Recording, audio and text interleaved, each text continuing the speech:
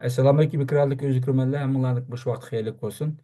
Her hafta institutun müdürü, şunda Hacı Depo Üniversitesi Edebiyat Fakültesi Tarih Bilmek Fakültesi doçent doktor Erkin Ekrem Muallim ötküzüp kılatkan Halkara Vaziyet ve Gün Tertip namı programımıza hoş geldiniz. Erkin Hanım hoş geldiniz. Hoş bulduk, rahmet.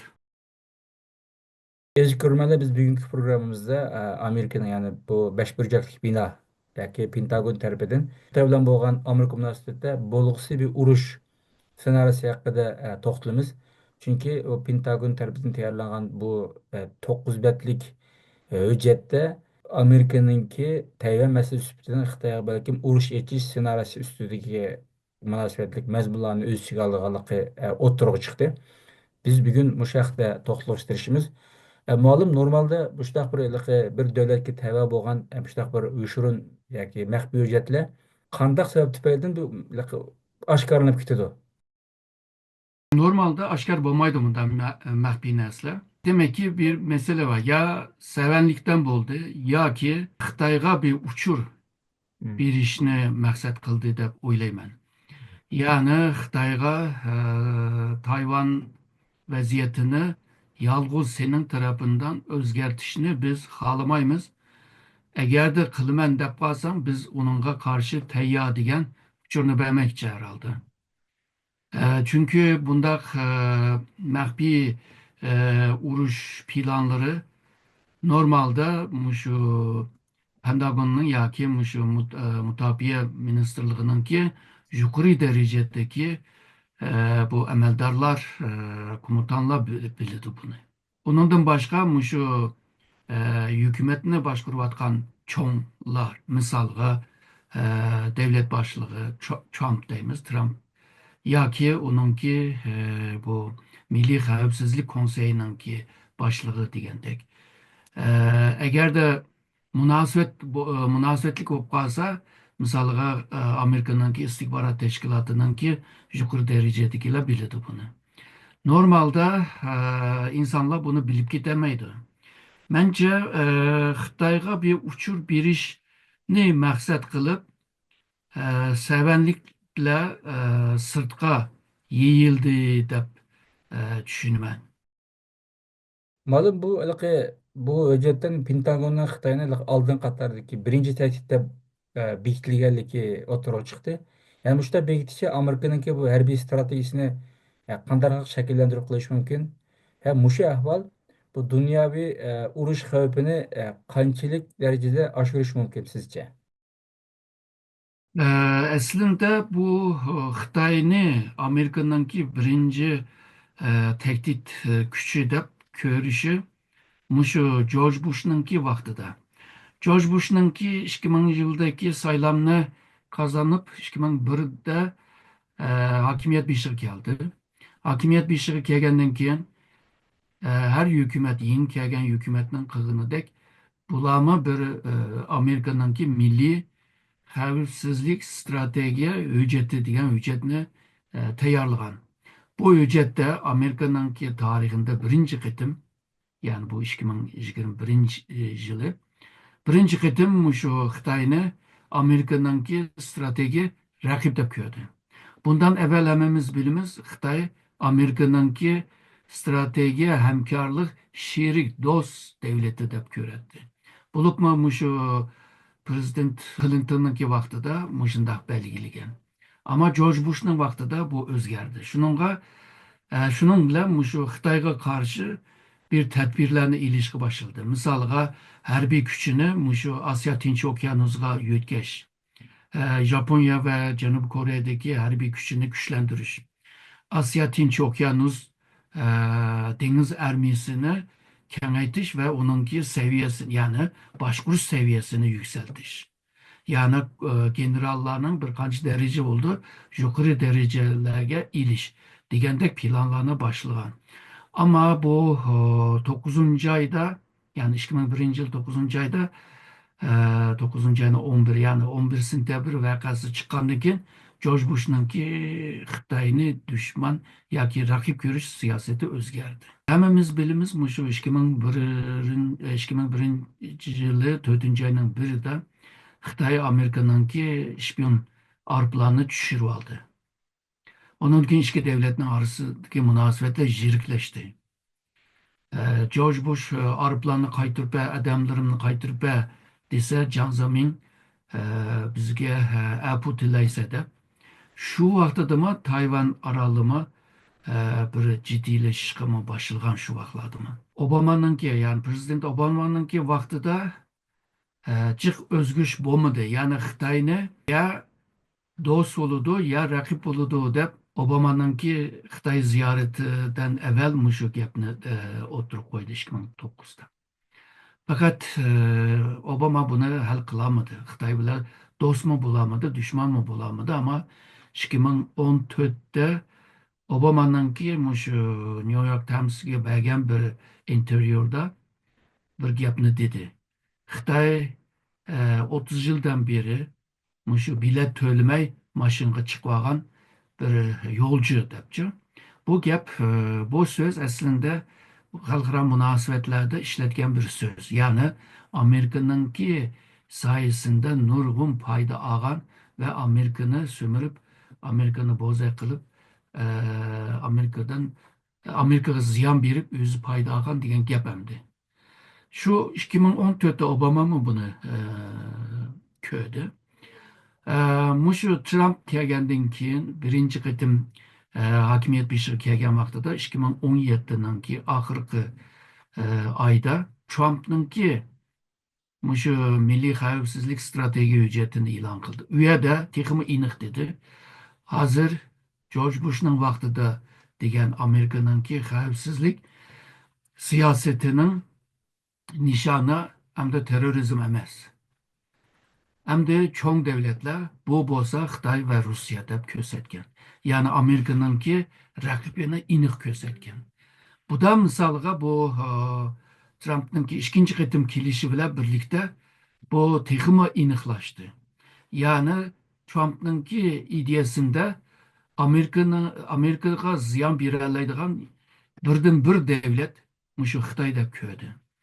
Hem de Xitoy bilan yetishib qoldigan bir qancha nuqta bor, bir qancha xavf yaratgan nuqta bor. Birisi mushu Shimoliy Koreya meselesi, ikkinchisi Janubiy Xitoy dengiz meselesi, üçüncüsü Tayvan meselesi ve Tayvan meselesi en xatarlik.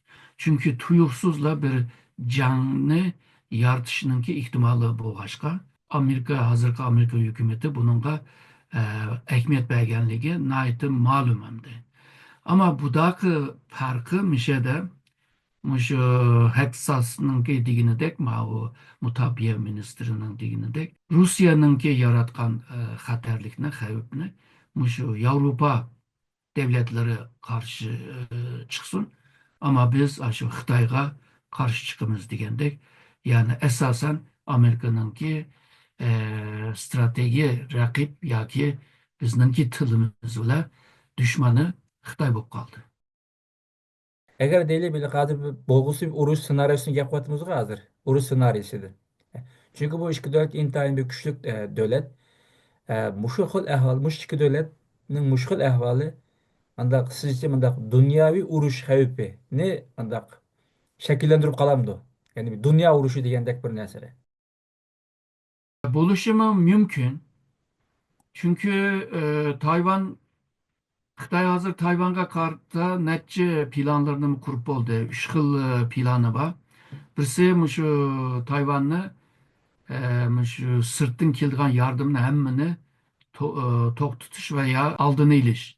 Ya'ni Tayvanni shu ham moddasiz holiga ekib qo'yish. İkincisi şu ya birincisi kurşak nima qilish, muasir qilish. İkincisi tuyuqsiz tezlik bilan hujum qilish. Bütün şu raketlar bilan şu Tayvandanki mayli şu harbiy bazalar bo'lsin, mayli şu hukumatninki binolari bo'lsin, hatto şu telekommunikasyon, ya'ni bu haberleşiş sistemini hammani yo'qotish. Yani Tayvan'ı paylaşılık kılıp etiş. Üçüncü bolsa, şu hazırki siz sorgan sual, yani Amerika bile rastın bir urushga tayyorlik bo'lish. Ya'ni Tayvanga hujum qilgan chog'da Amerika yordamga keladi va Xitoy Amerikaningki ma'lum yerlarga hujum qila oladigan shu bomba atalaydigan, raket atalaydigan holiga kelish degandek mushtaq senaryolar bor Xitoyninki. Buni Amerikaniki mutaxassislarniki o'tirib qo'ygan narsa. Agarda bu uchinchi xil bo'lib qolsa, o dünya urushi digil bo'ldi. Chunki Amerika mı o'zini qo'llaydigan e, bu ittifoqdosh davlatlarni orqaga oladi, yeniga oladi. Xitoy mı o'zini qo'llaydiganlarni mı yeniga oladi. Ko'pincha davlatlar balki o'ttirda qilib qilish mumkin. Ya Xitoy emas, ya Amerika emas. Işte turilish mumkin.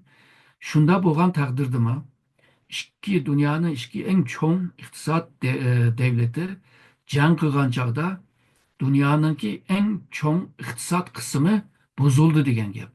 Bu iqtisodninki yaratgan manfiy ta'sirlar butun dunyoga yeyildi. Bularninki urush jang qilishi bu ikkinchi dunyo urushidami dahshat bo'lganligini hozirda digil bo'ldi. Ya'ni o'limninki sonisidan ishlatgan qurollargacha hammasi eng ilg'or, eng kuchli, shuningga eng vahshiy bo'ladi. Shuningga bu ba'zi davlatlar qaytilmadi shuning dunyo urushi emas deb tushunsak hukmjat gibi tushunish. Ama belki men degan haqiqatlarga qaraydigan bo'lsak dunyoni vayron qilyotdi. Yani siyoset vayron bo'ladi, iqtisod vayron bo'ladi, shu tijoratlar, finans yani pul muomalasi her sahada bir ziyon beradigan bir ahvol yaratildi. Şununla bu Amerika'nınki harbiy mutaxassislarninki deydigan gibi yoki tushunchasi shu.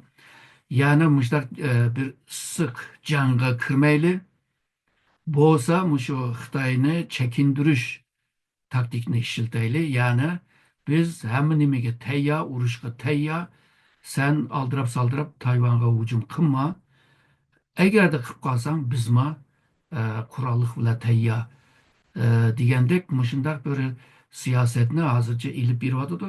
Xitoymi shunday deyotidi. Biz jangni xohlamaymiz, ammo jangdan qo'rqmaymiz degan gaplarni deyotidi. Har ikki taraf Xitoy chetdan desak biroz uch qo'shqor deyotidi. Amerika chetdan desak shu yuqori paldagi amaldorlar emas, misol Trump emas, shu harbiy komutanlar bu gaplarni deyotidi-da. Şununla iki tarafının birbirine karşı bergen cevapla okşaş. Yani biz jangga tayyor deydi. Ama ilan kılıştaki derece seviye biraz okşamayıverdi. Malum üstü bu hüccette Amerika Pentagon tarafından hem de bolğusu uruş hakkında bir uruş çıkıp kalgan takdirde çokum Tayvan tarafıma müdafiye çıkımını aşırı gerek dep bir ibare baken hem de. Yani Amerika hükümeti Tayvan'a Xitoy hücum qilishdan burun mudofaani kuchaytirishing kerak deb undaq besim ishlatganniki gapim bor. Bu shunaqa bir besim ishlataversa, buni Xitoy qandoq tushundi sizcha? Buni qanday inkos qaytarish mumkin? Aslında Xitoymi shu o'zi tushungan, ya'ni o'zimi shunda tayyorlik qilyotdi. Ehtimol bo'lgan bir xil jangga biz hozirdan boshlab tayyor deb qurollarni taraqqiy qildirishga tirishyotdi. Qurollarni modernizatsiya qilyotdi. Yani her iki tarafınınki gibi okşaş. Okşamaydigan taraf hem de Amerika bu jang qilmayli degan bir niyatda. Ama Xitoy jang qilsakmi tayyor bo'layli ve her jangni tutulish uchun chiniqtirayli deb Xi Jinping shu gapni to'la deyotdi. Yani derecesi biraz avazı biraz Çin, derecesi biraz yukarı Çin Xitay'ınki. Bunda nimeler planlar aslında milli xavfsizlik stratejisi deydi Amerika'da. Bu yerde bunu ramkını belgileydi. Bu ramkıga qarab, yani bu yol yürüyüşe qarab, ondan keyin Pentagon bunu bir planga aylandırdı. Bu planni anondan kim şu prezident makul deydi. Yani demekçi bunu Prezident Trump mı bilirdi bunu. Aslında bütün devletler, bütün demeyi de yani dünyadaki çoğu devletler değilim. Hem devletler ihtimal boğam canga çokum bir senaryolarını teyyak kılıdı, senaryonu. Yani Amerika'nınki Tayvan'a karta yoki Xitoyning Tayvan'a hujum qilishining ehtimoli qarta bir xil tayyorlik bo'lmaydi deb o'ylayman. Yani bir ikki uch xil bo'lishi mumkin. Misalga Amerika'nın Pentagon'un şu Şimali Kore'ye karta aslında bir mahfi planı var. O mahfi plan her yıl onu yığınlap durdu. Ve manda olup kalsa manda kılımız, anda olup kalsa anda kılımız dep neç xil senaryo bile bunu teyya kıldı. Şununla Amerika, Rusya, Xitay ve başka ihtimal boğan düşmanlarının ki Amerika'ya berdiğan ziyan karta çokum neçhil senaryolar yazıldı. Şunun bu da ki Tayvan'a karşı bu e, mahbi hücret bence o tepsili kısmını e, demigen gap dep oylayman. Yani onunki huda bir kitapның kirişi gibi. Kademesi dekço. O tepsili birinci bölüm, ikinci bölüm, üçüncü bölümler bularını kösetmegenligini tahmin kılıvatımen. Çünkü bu hüccet bir bütün hüccet emezken. Yalgozla bununki yol yoruk. Kanda kılımız biz nimige tayya, bizningki nişanımız nimo, bizningki maksatımız nimo degan narsanilar e'lon qilibdi. Ama bayağı degandek senaryo 1, senaryo 2, senaryo 3 deb manda bir planlarını oshkor qilmabdi. Onu siz degani bu 9 betlik ekan bu endi. Bizim bilishimizcha oshkorlangan 9 bet. Ma'lum bundan başka bu şunu ulapla muşu yılın ikinci ayda yani bu Amerika Tashqi ishlar ministrligi ya qaysi to'rbetida va shu bir davlat o'rin to'rbetida Amerika hükümeti, Amerika devleti Tayvan'dan müstakilini qo'llamaydi degan bir ibora bor ekan burun. Ama o ibarəni çıkarıp taşlagan okşaydı. Muş ibarəni çıkarıp taşlaşı bu Xitay'daki bir Xitay siyasetinin Amerika hükümetinin Xitay'daki bir Xitay siyasetinden ibaret anesinden yıraklaşını ifade ederim diye ki bu bir tasadüfi bir ehval mı? Aslında bu Xitay ile Amerika'nın arasında üç tane nimba, deklarasya. Yani iki devlet birbirini ziyaret kılgan çağda iki devletin reisleri. Şu matbuatga tushundirish uchun ba'zi ma'lumotlarni bermoqchimdi. Bu yerdagi bir Xitoy siyosati degan narsa bu yerdan chiqqanda, bu uch deklaratsiyadan chiqqan. Ya'ni Amerika Xitoyning Tayvanning Xitoyninki bir parchasi bo'lganligini tushundi degan bir ibora bor. Xitoy deydi, sen tushungandan keyin sen qabul qilding degan gap deydi. Amerika deydi, ben tushundim degan gap sening nim demoqchi bo'lganini tushundim ama men sening degan gapingni qabul qildim emas deydi. Xitoy deydi, bu uch deklaratsiya xuddi hujjatga o'xshash ikki davlatning orasida imzolashgan ba'zi kelishim o'xshaydi deydi. Amerika deydi, bu bir deklaratsiya. Onunki qonuniy nima kuchiga ega emas u deb talash tortishlar bor. Şununla bazen Amerika mündakiligi bir Xitoyni tanıymiz. Beijing bütün Xitoyninki hakimiyeti deb yazıdı. Bazı vaqtida yazmaydı. Yazmagan vaqtida Xitoylar qaqshaydi. Tayvanliklar qo'shal bo'ldi. Shundan bilan bu Xitoy to'la jidal qilib ketdi deb yana tekrar o'zgartirdi. Yani bir necha qatim shunaqa o'zgartib, kirgizib qildi bu. Yani Amerika'nınki oyu şu. Birincisi bu 1971'de Xitayni Birleşken Devletler'e a'zo bulup ilişi ve Xavfsizlik Daimi Xavfsizlik Konseyi'nin a'zosi buluşuna kabul kıldık degan bir karar o Birleşken Devletler Teşkilatı'nda. Ve şundakla Tayvan'ı ve Tayvan'ı Chiang Kai-shekni temsil kılan temsilcilerini qo'llab chiqaryapti degan ibora bor. U yerda Tayvan Xitoyningki bir tarkibi yoki bu bir Xitoy siyosati degan gaplama yo'qda. Shuningga Amerika bir ba'zan bu Xitoyga qarta yoki Tayvan siyosatida shunda bir esnek ifodalarni qila oladi. İkincisi bu 79'un birinci ayının birinci günü de Xitoy-Amerika diplomasiya münasebeti kuruldu. Kurulgandan kim bu Tayvan'ı hem halkara sahneden çıkarıvetti hem de bu Tayvanlıklarıma sahip çıkış için Amerika'nın meclisi, her iki meclis bir kararname çıkardı. Bu kararnamenin ismi Tayvan bilen münasebet ettinamesi. Yani bu bir kanun Amerika için. Bu kanun 79 4. ayda çıktı ve nurgun sahalarda Tayvan bilen münasebet kuralaydıgandek Tayvan'ın xavfsizlikka uchragan taqdirda Amerika bununla yardım kıldı degan ibarə var. Şununla bu Amerika Tayvan münasebeti naytı murakkab bir münasebeti. Şunun bazen bir Xitayni tanıyımız deydi. Bazen de onu yazmaydı.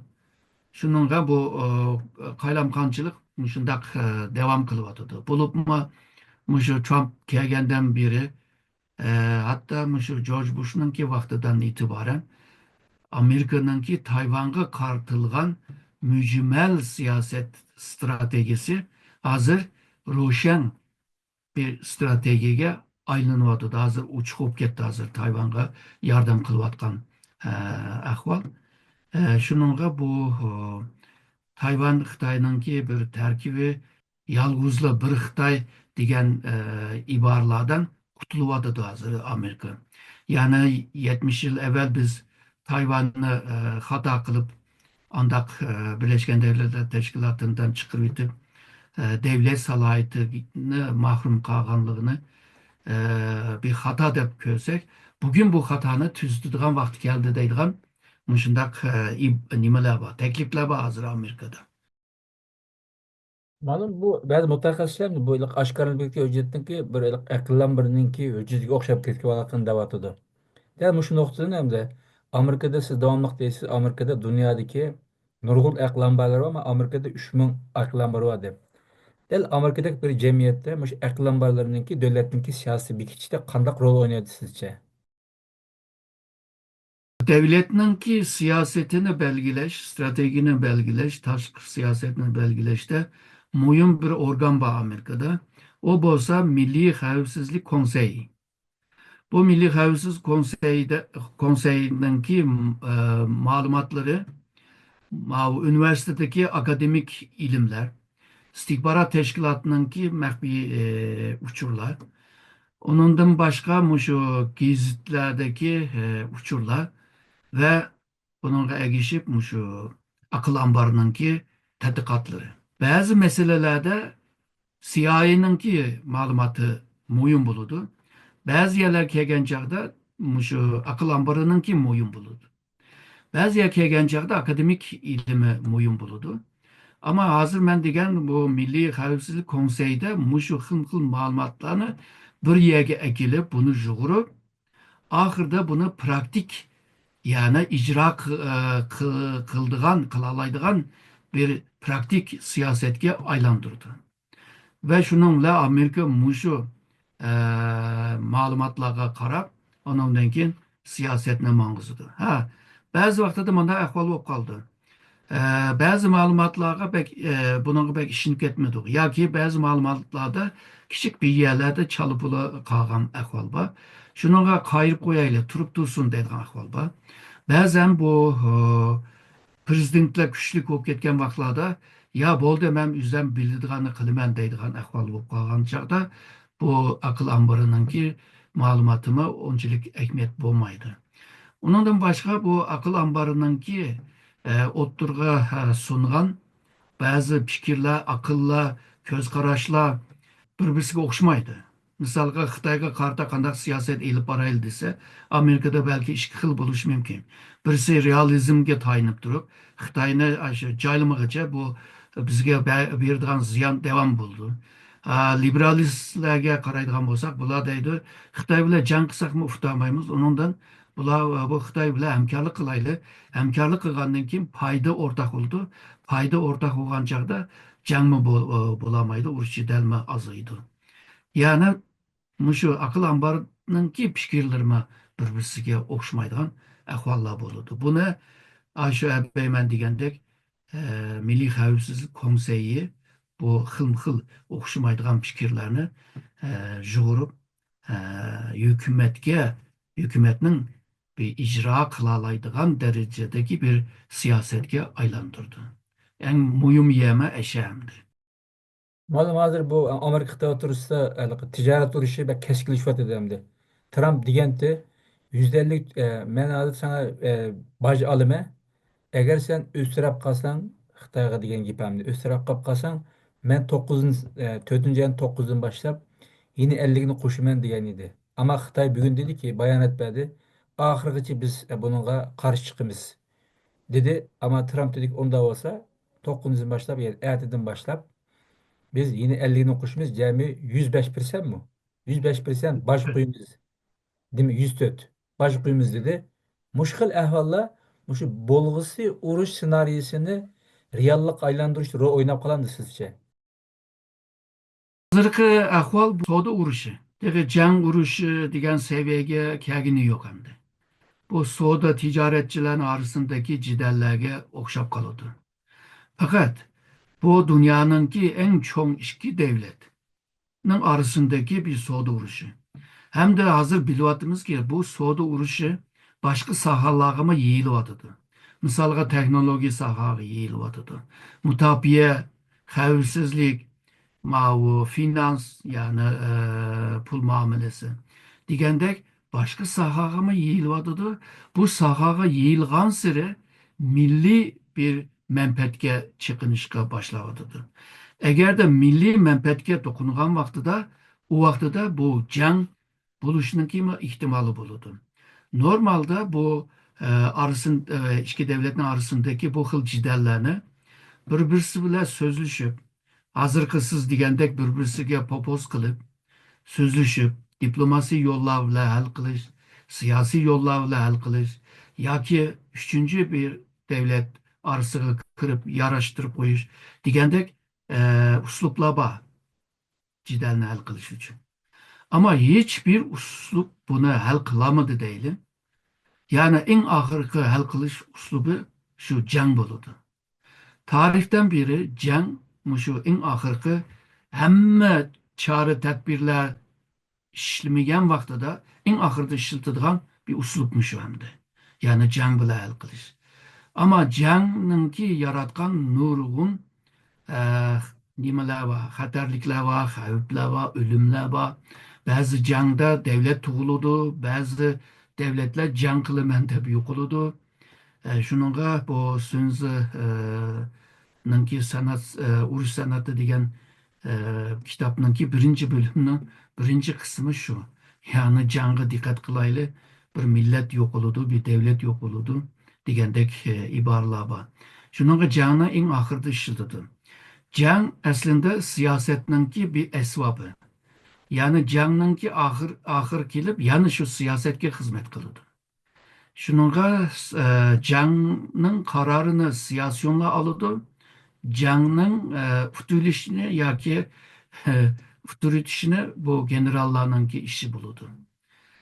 Şununla bu siyasette hal kılamay kalsa canga müracaat kılıp can kılışka karar verse yani bu soda uruşu bununki bir vaktince ve aşı ciddi peytte oturup çıkan sebep oldu. Yani soda uruşu bununki esas sebebi emez canın. Ama can içildiğinin tetikleyici deydi o Türkçe'de. Aşında bir sebep hem de. Çünkü işki taraf hal kılamıgan takdirde bu buludu hem de. Bence iki devletinin can qilgan chog'da nurg'un narsalarni uqtirayotganligini biladi deb bilaman. Xitoyma yo'g'on so'zlagan bilan o jang boshlab qolsa balki Xitoy hokimiyati balki yo'qolib ketishi mumkin. Xitoy parchalanib ketishi mumkin. Yani Xitay Halk Cumhuriyeti kurulgandan beri bununki ömrüme maşıncılık buluşum mümkün. Amerika'ya kelsek, Amerika belki acizleşip kılış mümkün bir cangdan kinçi. İkinci Dünya Vuruşu'da Avrupa devletler arasında yerim can kalgandı bu.